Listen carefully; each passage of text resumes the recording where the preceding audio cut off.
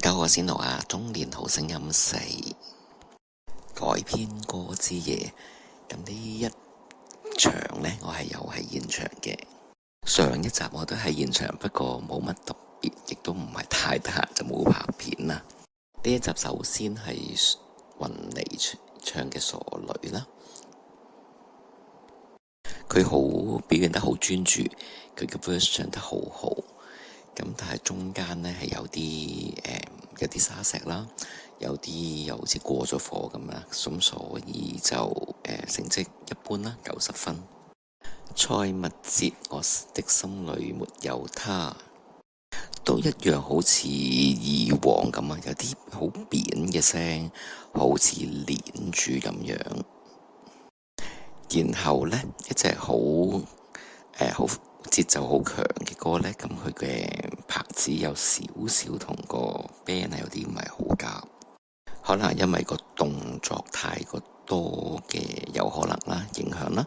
咁另外呢，就亦都唔係太過有特色，即係對於唱呢隻歌，同埋呢，佢亦都有少少太過開心，又唔係好似呢隻歌啦，應該要酷啲咁樣。題外話，有次喺即係其他嘅地方錄影廠，其他出邊嘅地方咧，見到佢先生同埋佢有兩個仔。咁後尾喺電視度影出嚟就係佢個仔係好細個抱住嗰個啦，就係佢個仔啦。咁然後有一個即係年青人咁上下，同佢爸爸係好似樣嘅。咁咧。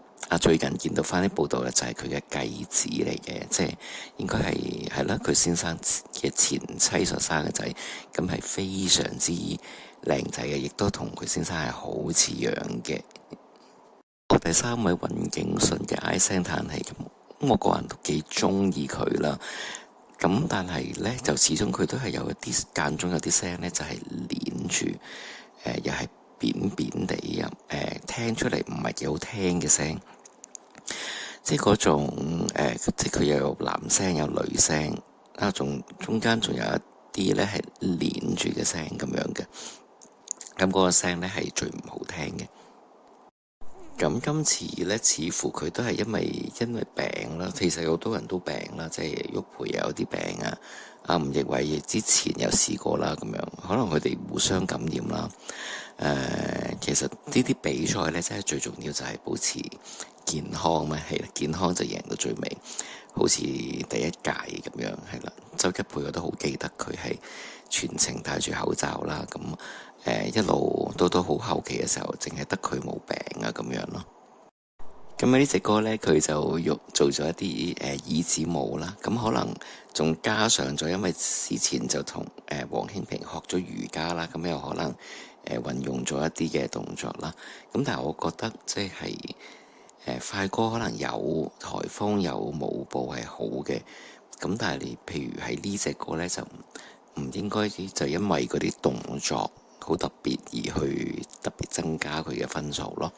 咁其實表現呢一隻歌係普通嘅，比起雲景順之前嘅另外一啲歌呢，係反而冇咁好嘅。即係鄭仲浩嘅 Electric Girl 呢，就即係由原本一隻嘅 dance beat 嘅跳舞歌，就變成咗一隻rock 啲嘅歌啦。咁係咪好又適合咗仲浩嘅？可能都係好嘅。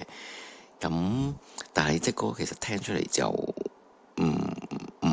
冇原本咁好聽啦，少咗佢原本嘅好處咯。咁我覺得就因為應該要保留原本歌曲佢好嘅好處，然後可能增加啲新嘅元素啦。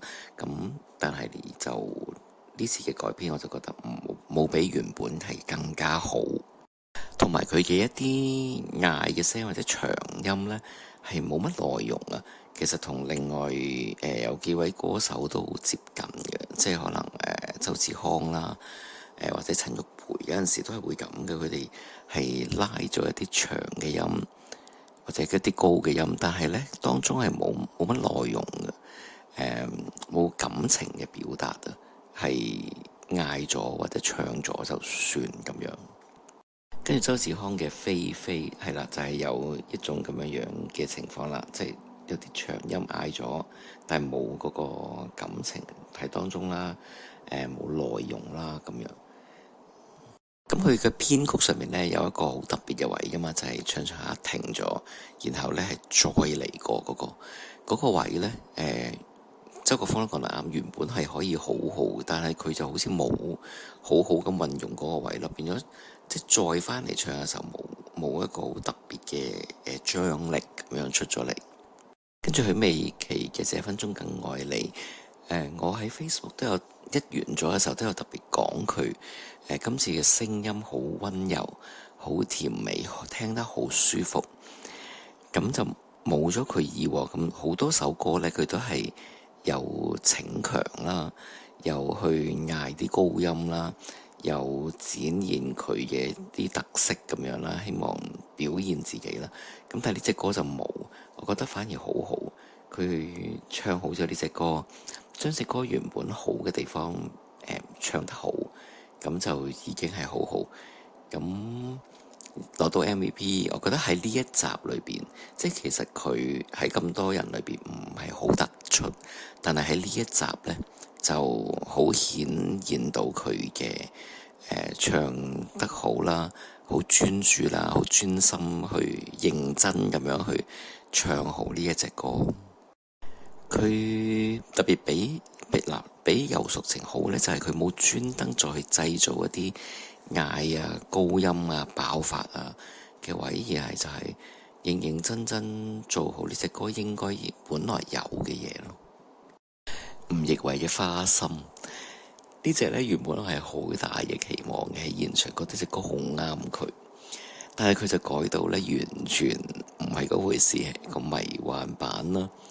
咁呢，我諗吳亦偉係有啲誤會咗改編歌曲之夜嘅意思呢，係佢要將隻歌改編成為另外一隻歌，或者又增加創意咁樣。咁但係其實就唔係咯，佢嗰個改編歌曲嘅意思係本身呢隻歌係一隻由外語變成國語或者變成廣東話嘅歌曲啦。咁佢亦都揀咗係國語啦，係啦，即係佢都聽人哋意見啦，唔好再唱廣東話啦，係啦。咁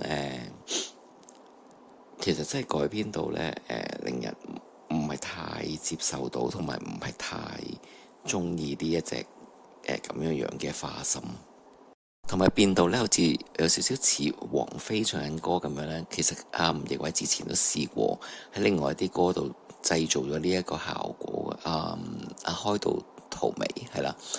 咁但係呢個已經見過啦，咁其實冇需要再將呢隻花心變成而家呢個樣。陳玉培嘅曼珠沙華，當日錄影呢，我係喺我落車嘅時候就見到陳玉培就落車啦，就係去現場啦。咁佢一落車嘅時候已經見到佢個樣係好 sharp 嘅，即係嗰日係好 sharp 啦，好精神啦，好有信心啦。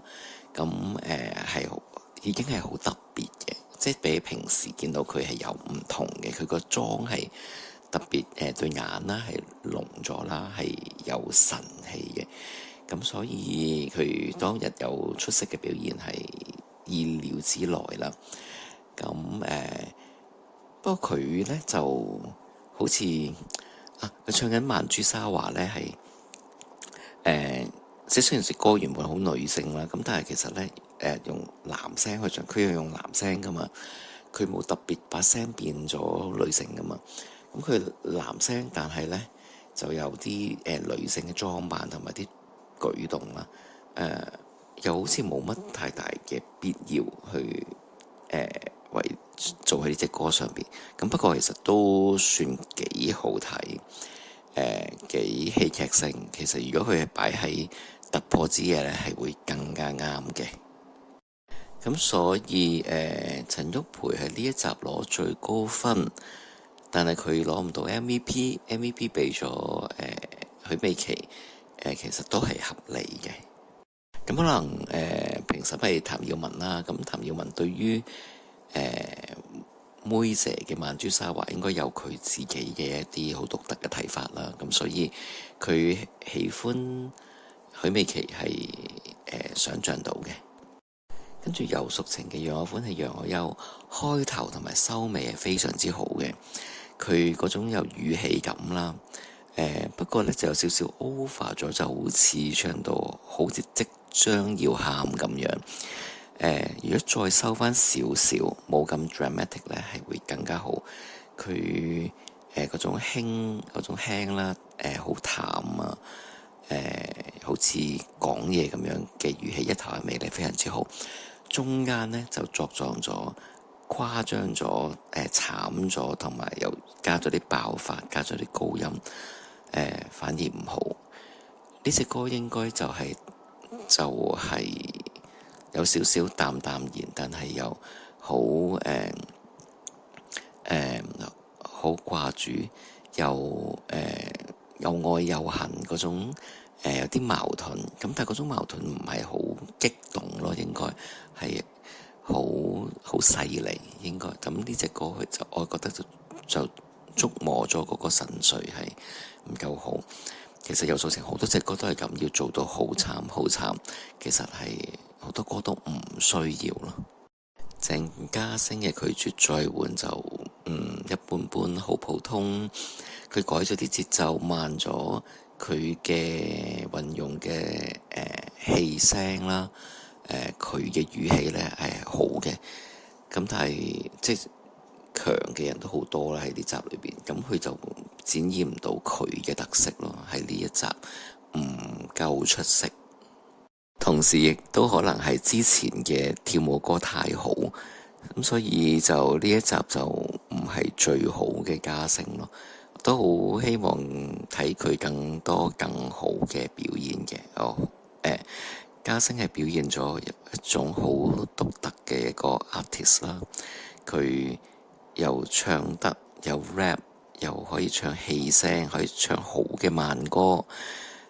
有語氣感，又講故事，又可以跳舞，又可以 rap，其實係好全能嘅。好希望佢有好好嘅表現啦。下一集《衛蘭之夜》呢，我就冇留低，係啦，我就將個飛俾咗朋友睇。